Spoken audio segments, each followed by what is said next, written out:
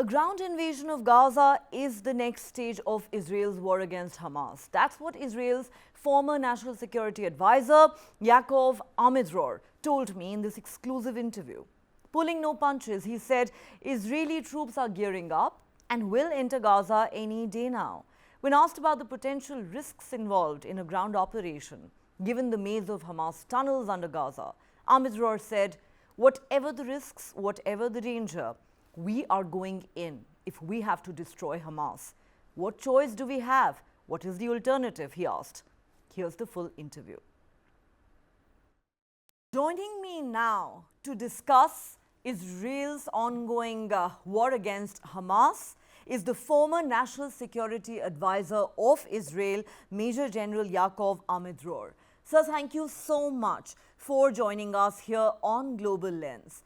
I want to begin by asking you, it's been several days of relentless Israeli airstrikes on Gaza. How would you say the war against Hamas is proceeding? Is a ground invasion on the cards next? We had two stages. After being surprised and attacked by Hamas, and we understood that more than 1,000 civilians, Israelis, had been butchered by the barbarian organization, including babies, women, and old people. First of all, we had to clean the area within Israel. But parallel to that stage, we begin with the Air Force to attack the centers of Hamas in Gaza, the infrastructure of Hamas in Gaza, and to try to identify where members of Hamas are within the Gaza Strip and to try to kill them from the air. We are towards the end of the beginning. And it will take another day, 2 days, but few days, not more than few days, when we will move to the next stage in which the ground forces will move into the Gaza Strip, because the goal of the war from the Israeli point of view, after this devastating, cruel attack of the Hamas, to destroy Hamas in Gaza, to knock all its military capabilities, and Hamas will not be an organized body after the war. People of Hamas will live in Gaza, of course, but we are not going to kill them, each of them, but as an organization, Hamas will not exist. And after the war, when we leave Gaza one day, we will continue to bomb any attempt by Hamas to rebuild its military capability. Hamas will not exist with any military capability in the future. It's the end. It will be a remark in history that there was such an organization, not anymore, because we cannot live with this threat on the other side of the line. When we have a cruel barbarian organization butchering babies in their beds, we cannot continue with this situation. We will put it an end. So there is no doubt that the butchery and savagery that was displayed by Hamas terrorists when they attacked Israelis, women, children, little babies, torturing them, beheading them, it was horrifying for the whole world to see, and absolutely unprecedented, and my heartfelt condolences over the loss of lives in Israel. But you've told us something very important today. You are saying, while we've set out to finish Hamas, and we will, the next critical stage will be that of a ground assault. Now, the question I want to ask you is, sir, there are many who are saying, could entering Gaza become a very dangerous mission for the Israeli military? Because we know about their infamous maze of tunnels under Gaza known as the Gaza Metro. There could be booby traps there. There could be Israeli hostages there used as human shields by the Hamas terrorists. And some people cite the example of the Vietnam War, sir, when America lost, correct me if I'm wrong, some 12,000 of its people in similar circumstances. Is that a concern you have? Not at all. Vietnam is very, very far from America. Most of the Americans didn't understand why America is fighting in Vietnam. Today, if you ask the average soldier and commander on the ground, he is eager to go to Gaza. He is eager to fight in Gaza. is eager to kill the Hamas. I don't see any hesitation within the ground forces. On the contrary, they are pushing the government to make the decision to go with the ground forces into the Gaza Strip. So the level of spirit and support that the decision will have within the ground forces, within the forces which are going to fight and sacrifice their life. No question. Many Israelis will lose their life in this battle. It is well understood within the Israeli society and within the Israeli ground forces that it is a must that should be done, whatever will be the price. So I'm not worried at all about the comparison between Gaza and Vietnam. But sir, again, I will ask you this. You are saying you're not concerned, but could it be a trap for the Israeli military is a question some have asked. It is clear for every professional like myself, those who learn the history of military operations, that urban war is the most challenging one for the attackers because it is easy to build defensive system within urban areas. But for that we have the IDF, for that we are trained ourselves for years. This is why it is clear for us that it should be done. Again, it is not going to be easy. It is not going to be. It is very challenging. Nothing that we can promise to ourselves about the number of casualties and so on and so forth. But we don't have any other alternative. What is the alternative? To let Hamas to survive as a beast which is ready to kill babies and women on the other side of the fence. And you know, when necessity is the mother of innovation, we don't have any other choice but to make it. And I hope that the way that it will be done by the young officers and commanders which are leading now the IDF will be a good one. Some of them I know personally and I very much trust them, and some of them are younger and I don't know them, but I'm sure that they are ready to sacrifice everything which will be needed to go into the Gaza Strip and to destroy Hamas. Okay. I'm in no way questioning the professional capabilities of Israel's military, but I want to understand the dangers and the risks involved. You're saying it's not going to be easy, but we are willing to pay any price. What alternative do we have? But sir, are you concerned that the 200 hostages that the Hamas terrorists are holding currently, and most of them are Israeli, may in fact end up as collateral damage as this war intensifies? That's one. And two, with the ground invasion, is there also not a serious risk of Israeli soldiers being captured by Hamas terrorists? The answer to the second question is clear yes. It's part of the dangerous situation in urban areas.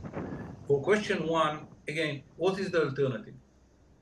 The alternative that because they have 200 hostages in their hands, babies at the age of 3 and women at the age of 80. This is the range of people that they kidnapped from Israel, most of them civilians, by the way.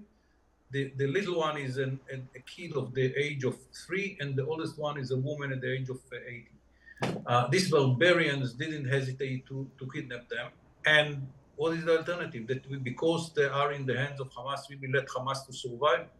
We don't have an alternative. It's not a question, not because it's not a huge problem. It is a huge problem, but there is no any alternative, because the alternative for going into Gaza is to say, okay, they have 200 hostages. Because of that, we let Hamas to survive. All right. You clear, there is simply no alternative. This is a risk Israel will have to take. Now, sir, I know that you, the Israeli Prime Minister, Defense Minister, everyone has said repeatedly, we want to wipe out Hamas. But I still want to ask you, sir, in this larger military campaign or war, what is Israel's end game? Some will point out to you that the Hamas leadership and the masterminds of those horrific terror attacks on Israel may be sitting far, far away from Gaza, which is being pounded right now, in the safety and luxury of Qatar. What would you say to that? That, first of all, you are right. They are sitting out in five-star hotels in Qatar and sending their people to die. I agree with you. And one day we will have to bring justice to them. And it will happen. But till we will bring justice to them, wherever they will be, we have to be sure that Hamas as a military organization does not exist in Gaza. Because yes, they are the masterminds of the operation, but the operation was done and implemented by those who are in Gaza. So it's two separate challenges. One is to find the opportunity and then to send them to God. The other challenge, and it is not excluded each other, is to destroy Hamas military capabilities, and Hamas will not exist as an organization anymore. And there are two separate efforts which will be done slowly but surely. If you have an insurance company, don't have them any guarantee. So apart from targeting and wiping out is Hamas's military infrastructure, you are saying we will go after each of those leaders regardless of where they are, whether in Gaza or elsewhere? Yes, not parallel to the war in Gaza. It's another account which was open, and Israeli has patience. In the Middle East, we say that the revenge should not be too early. It will take time, but all these masterminds of Hamas brutality don't make him any insurance agreement. All right, and they will not be spared wherever they are. So I know that at this point, the military campaign is only intensifying. You talked about the next stage, which will be a ground assault. But is there pressure from some quarters of the international community on Israel to consider a ceasefire, at least for humanitarian aid to be brought in? I know that a humanitarian corridor for delivery of aid has been talked about and agreed upon, and it might open as early as tomorrow. But is there pressure from some quarters on Israel to consider a ceasefire on humanitarian grounds for delivery of humanitarian aid? Or is a ceasefire completely out of the question? After the visit of President Biden, Prime Minister of Great Britain, which was today in Israel, the Chancellor of Germany, and the other leaders which visited Israel, and what we hear from our friends all around the world, real friends, like Prime Minister Modi, we feel that Israel has the legitimacy of the international community which is relevant to the decision-making in Israel. Of course, there are some countries which are not relevant to the decision-making in Israel. But those which has any real connection with Israel, and we have to take into account their view, all of them are standing behind Israel and understand the need to destroy Hamas. Okay, so let's now talk about those who are not standing with Israel. Apart from, the Arab world in general, which is very angry right now over the killings of Palestinians, I want to cite specific examples to you, sir.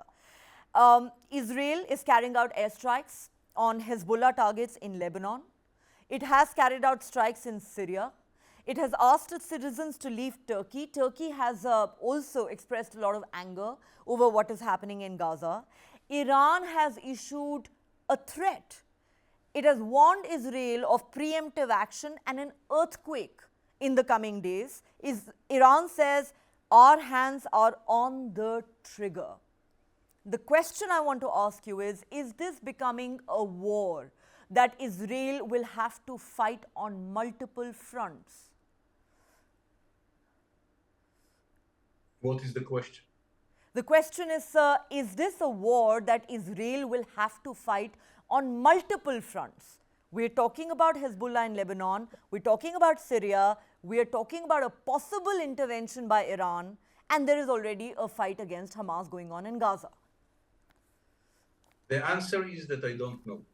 I don't know. I hope that not. But the IDF make all the preparations for a war in the north against Hezbollah, which is the Hezbollah sent in the last 2 weeks Palestinians into Israel to infiltrate into Israel. We killed all of them.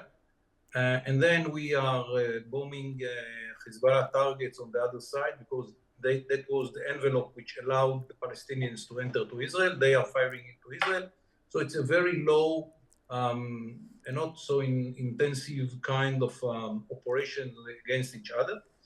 It might escalate it to a full war.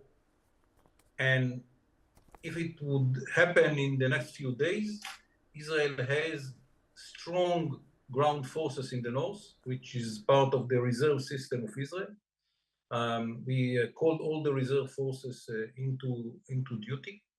The Air Force can move from south to north whenever it will be needed. And because the Air Force is almost at the end of the operation, which was prepared in Gaza, now it can be moved to the north without too many damages to the operation in Gaza. It is not going to be easy. It's going to be very complicated. But at the end of the day, it will be devastating for both Hezbollah and Lebanon. Israel will suffer a lot, but it will be devastating for both. About Iran, it is more complicated because what Iranians had in mind is a situation in which they don't have to sacrifice Iranians. They're ready to sacrifice the Shiites in Lebanon. They're for sure ready to sacrifice the Sunnis of Hamas in Gaza and Islamic Jihad members. But the last thing that Iran needs are missiles in Tehran. And this is why I don't think that Iran will join easily to the war. But if Iran join the war, the Americans make it very clear. They might find that they have to fight America as well, because the Americans understand that if Iran joins the war, it's not a war about Gaza. It's a war about the Middle East. It's a war about the world. Who is leading in the world? The axis of the evil of Iran, Islamic Jihad, Hamas, Hezbollah, and so on, and other supporters from out the Middle East, or it will be the alliance between Israel and America and some Arab countries which are afraid from the aggressiveness of the Iranians. So the Americans, from their point of view, the involvement of Iran makes the war something which is not just about Israeli security in the Gaza Strip. It is about the situation of the whole Middle East, and in a way with consequences to the whole world. The results of this confrontation between the axis of the evil and the United States allies in the Middle East will be examined not only in the Middle East, but all many countries around the world, from Taiwan to Ukraine. And this is why, from the American point of view, and I'm here not speaking about Israeli interest, is the interest of the United States of America to be sure that the alliance of the American supporters and friends will win the war. And this is why I think that the Iranians will not be in a rush to take part in such a war in which they might find themselves facing United States of America. So this is why I'm more cautious about my assessment about Hezbollah. I don't know. It might happen. It might deteriorate when we speak. About Iran, I think the Iranians will be will take more consideration before they will decide to enter to such a war. Okay, this is interesting. You're saying Hezbollah will need to be careful, Iran will need to be careful because the United States is with Israel. They have also sent aircraft carrier to the Mediterranean Sea. But there has been another important development today, sir. Russian President Vladimir Putin has ordered fighter jets armed with hypersonic missiles to begin round-the-clock patrols over the Black Sea. And this is what he told reporters in Beijing. Putin said he had ordered MiG-31 aircraft armed with Kinzhal missiles that have a range of more than 1,000 kilometers at a speed of Mach 9 to conduct permanent missions over neutral waters in the Black Sea, sir. What do you make of Putin's move? Is he escalating this conflict in some ways? Is he threatening to? I don't know. I don't see Putin got involved in a war between us and Hezbollah. And I'm not sure that Putin is ready to go to war with America. But, you know, it's something that we cannot take into consideration when we decide to go to crush Hamas. And if Putin wants to save the barbarian organization called Hamas, I think that history will judge him, and I'm not sure that he will win something from that. Okay, you're saying that, we don't want to take this into consideration right now, but given that countries as big as Russia and China have condemned Israel's actions in Gaza, I will ask you once again, sir, is there a real danger of this conflict widening in the days ahead with US military aircraft already deployed to the Mediterranean Sea? Could this conflict widen and involve many other countries in the region in the days ahead? The answer is yes. If Iran will join in and the Americans will try to prevent them, that will have a significant role in the international community, because it is not anymore something between Israel and Hamas. It is more about the American alliances around the world and other countries. So the clear and short answer to your question is yes, but it is more complicated because countries are not running to war to save organizations like Hamas or Hezbollah. But it might happen. It might happen, cannot be ruled out. So, may I ask you, how soon, in your assessment, could the next stage begin? You referred to a ground assault. It's been widely anticipated for over a week now. When can we see that happen?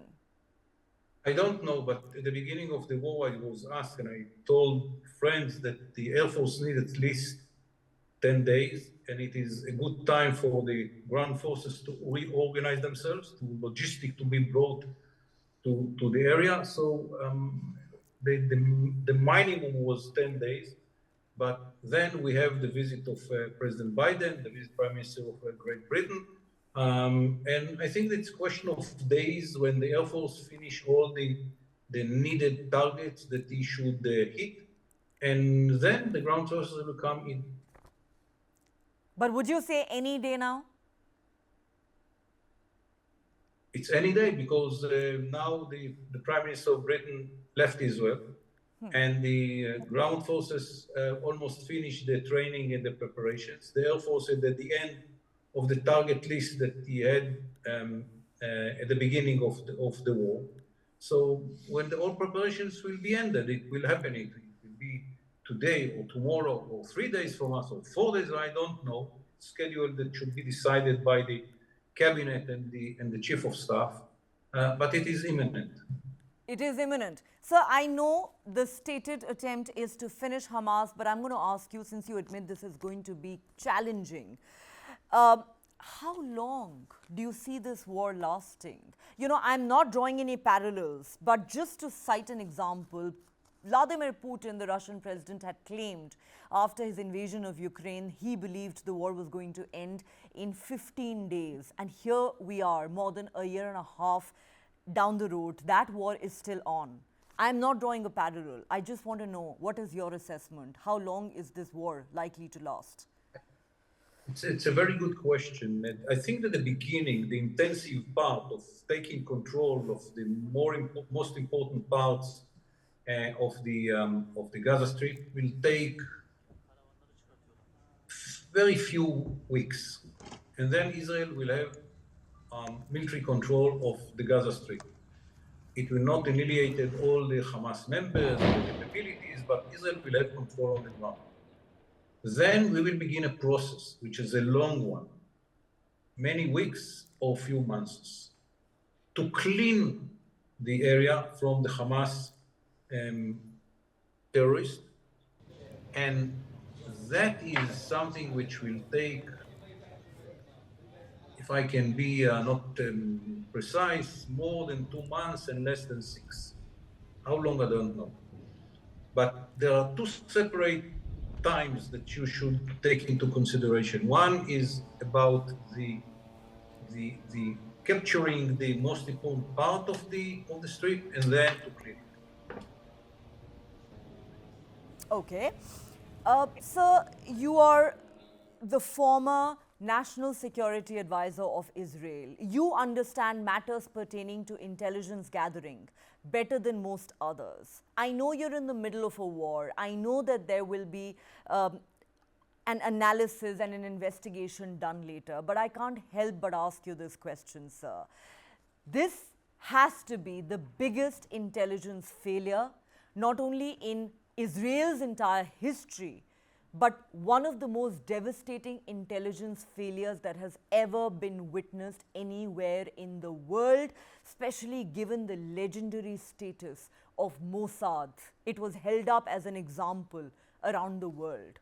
So I'm going to ask you, sir, in your assessment, as a man who understands this well, how did Israel go so horribly wrong?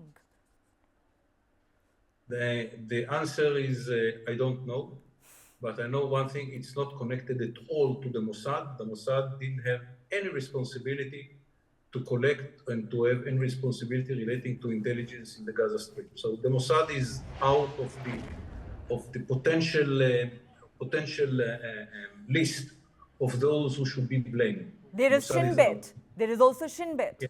It's the Shin Bet, it's the military intelligence, and so on and so forth, but not the Mossad. And yes, as you said, that will be investigated after the war. It's a huge failure that we will have to find all the reasons for that, and if there are measures that should be taken to make that it will be better in the future, we will do it. All right, this will be investigated later. A horrific intelligence failure indeed. But sir, as we wrap up this conversation, I have to ask you this question as a journalist. You know, when the terror attacks happened on Israel on the 7th of October, like I said, the butchery, the barbarism were unprecedented. The whole world was horrified. And there was a lot of sympathy for Israel. But I'm going to be blunt here, sir. There are many who say, is Israel now beginning to lose the perception war? Not only because hundreds of innocent Palestinians, most of whom have nothing to do with Hamas, are dying every day in Israeli airstrikes, but that attack on the Gaza hospital, many believe has caused a lot of anger. I know Israel says we didn't do it, the Islamic Jihad did, it was a misfired rocket, but you know, you would agree, sir, you know this better than most others, in warfare, perception matters. This is as much about information warfare as it is about what's happening militarily on the ground and in the air. So I'm going to ask you this, sir. Is Prime Minister Netanyahu losing the perception war in some ways or to some extent? Is Israel in danger of losing some of the support and sympathy that it had garnered in the early days after those terror attacks? I think that, first of all, it might happen because the war is a devastating situation. About the blast in the hospital, I can tell you from my personal experience, the minute that I saw it on the ground, I say it's not an Israeli bomb. The whole circumstances are much different than any Israeli attack. And then we have a conversation between two members of Hamas. I don't know if you heard it. And one say to another, it's not an Israeli bomb, it's ours. From the remains on the ground, it's clear that it is ours. Ours mean Palestinian rocket. So we don't, it's not a question anymore. Everyone will understand the evidence that we have, including the conversation between two Palestinians saying to themselves, two members of Hamas, it's not ours. It is clear, it is known. There is a radar picture of the launching of the rockets, and you can see that one of the rockets which was launched by Islamic Jihad from a graveyard near the hospital is taking a shape in the middle and going down when immediately after it was launched. So no question, it's 100%, not 99, 90%, and a failure of the Islamic Jihad, and those two guys from Hamas admitted it. So the facts are known. But you are right. If along with the operation, Israel will lose the support of the world, it will be much more problematic to continue. But I think that in this case, the sentiment in Israel is so strong that no prime minister will stop it because of the legitimacy around the world. The legitimacy inside is so strong, and the sentiment against Hamas is so clear, and the need of the south of Israel to be again in a situation in which people can come back to their homes and rebuild the settlements. I don't see any hesitation in our side, and I hope that the international community will not be the factor which will stop Israel. So I appreciate your candor. You are saying yes, it could get tougher for us in the days ahead. Some of the support Israel enjoys currently could erode. And final question, sir, because it is my job as a journalist to play the devil's advocate. According to the Palestinian Health Ministry, at least 3,700 Palestinians have been killed in Israeli airstrikes. Over 1,000 of them were children. And Israel also decided to impose a total siege. There are those who say, sir, that Israel decided to punish 2.3 million Palestinians in Gaza for the actions of what Hamas did. They are accusing Israel of committing war crimes, of responding to atrocities with atrocities, and of committing crimes against humanity. What would you say to those people, sir? That unlike the Hamas, we gave the people of Gaza the opportunity, and we called them to move to the south. An area was designated in what they called Moasi area, designated, and we told them, move to this place, then you will be safe. The problem is Hamas wants you to be in a situation that when you can ask the questions. So what they do, they don't let the people of Gaza to go out. And ironically, we are evacuating the Israelis from the other side of the border. In Israel, a city like Sderot is empty. Other settlements are empty. Why? We don't want Israeli civilians to be in the battleground. We try to convince the Palestinians to move to an area in which we promise them we will not attack. And 500,000 of them left, and they are safe in this place. What Hamas wants, on the contrary, that they will stay, many of them will be killed, and you can ask the question, what about the Palestinians civilians? In a way, ironically, Hamas is an organization which is fighting from within its own civilian people, and the target on the other side are civilian Israelis. And in the middle, the IDF will have to make the war to eliminate Hamas and to save, in a way, not just the Israelis, but the Palestinians as well. So, yes, you are right. It will be a very bad situation. We gave the Palestinians the ability, the time, where to go, and we designated a place where to go. The problem is Hamas wants us to kill as many Palestinians as possible. Otherwise, you cannot ask the question. And they want you, the whole media in the world, to ask Israel this question. And the way to do it is to not allow the Palestinians to leave the battlefield. So we will have to kill some of them. By the way, 1,000 children, it's not logic. If the number of casualties of people which had been killed is 3,000, third of the population are not children, by the way. Anyhow. Okay. They say more than 1,000 were children. But, sir, since you said we gave them an opportunity to move to safer places, so I've spoken to Palestinian humanitarian workers in the West Bank who are in touch with their families and friends in Gaza. Those people who are trapped in Gaza say, where do we go? There is no safe space in Gaza today. Even a hospital is not safe today. Even those who are in southern Gaza say that any building can be bombed any time. There have been bombings in southern Gaza. People have also died in southern Gaza, so much so even the Rafah crossing has been bombed multiple times by Israel. That is what they say, sir. You want to respond to that? Yes, we didn't say them to go to the Rafah passage. We designated an area that they know. And no one hit this area, and the Air Force know that it is an area which they cannot bomb. And no one is bombing this area. And if they will move not to Rafah, which we didn't tell them to go to Rafah. We don't want to put pressure on the Egyptians. We told them to go to the El Mouassi. They know the area. It was designated, and everyone that will move to this area will not be hurt. They know it, and the Air Force know it, so it is a safe place. They don't want to move, and Hamas doesn't let them. But no one bombed the area which was designated by Israel as the safe place for the Palestinians. Never in the whole war. Okay, you deny that those areas have been bombed, but Palestinians say there's absolutely not a single safe space left in Gaza today. No, I don't deny that Rafah was bombed. We didn't tell them to go to Rafah. They want to go to Rafah because they want to cross to Egypt. We didn't tell them to go to Rafah. We told them to go to an area called El Mouassi, and in the El Mouassi, we never bombed even once. Okay, you're saying those areas were not bombed. Palestinians say southern Gaza has been bombed as well. All I can say is, sir, the world is anxious to see this war coming to an end. Too many people have died on both sides.